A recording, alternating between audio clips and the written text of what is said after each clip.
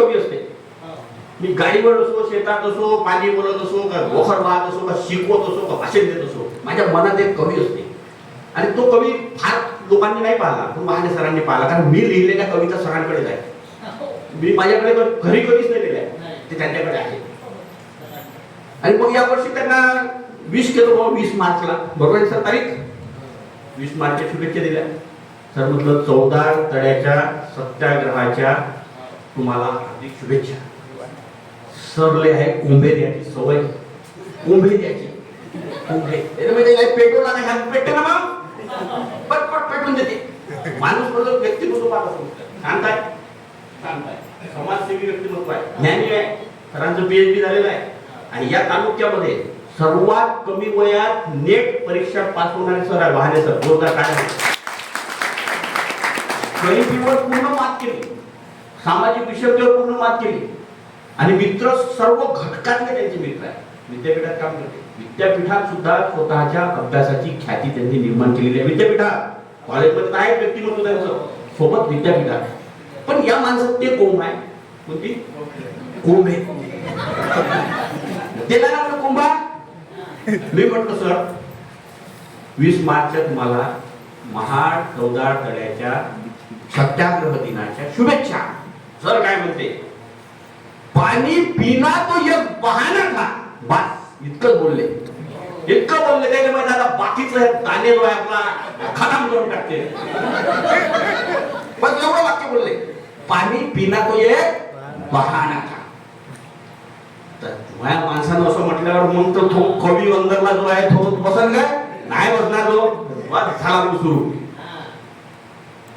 सरांनी म्हटलं पानी पीना तो ये बहाना था, हक हमारा भी है इस पानी पर ये जताना था. हक हमारा भी है इस पानी पर ये जताना था.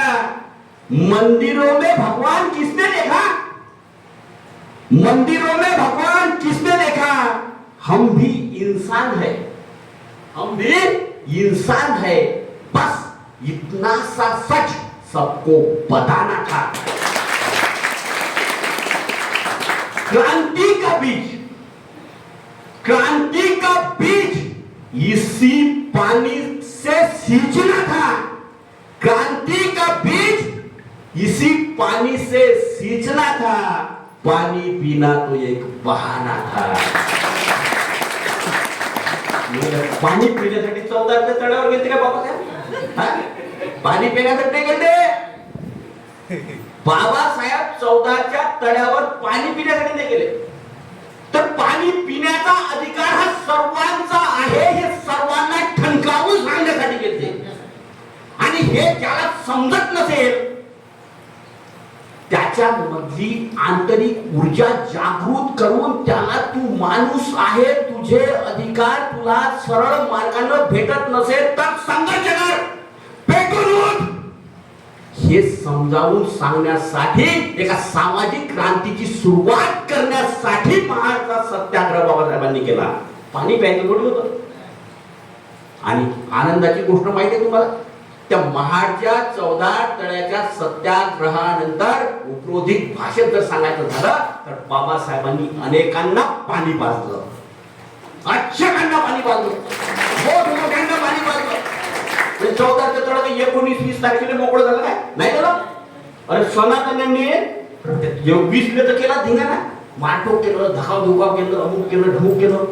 त्याच्यानंतर त्यांनी 23-24 तारखेला ते पूर्ण तळसर पाणी फेकण्याचा प्रयत्न केला. पाणी बाहेर पूर्ण तळ्यामध्ये दही, दूध, गोमतीर, शेण टाकून त्याचं शुद्धीकरण केलं, त्याचं होम हवन केलं, त्याची पूजा केली आणि अस्पृश्यांना पुन्हा त्याच्यावर बंदी केली.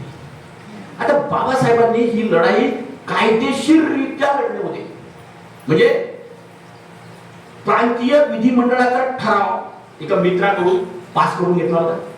महाडच्या नगर परिषदेचा ठराव की ही पाणवठा हे तळ अस्पृश्यांसाठी सर्वांसाठी खुलं आहे, तोही ठराव होता. आणि तरी त्या तळ्यावर अस्पृश्यांना जाता येत नाही याची लढाई बाबासाहेब कोर्टात लढले आणि कोर्टामधून विजय प्राप्त करून दिला.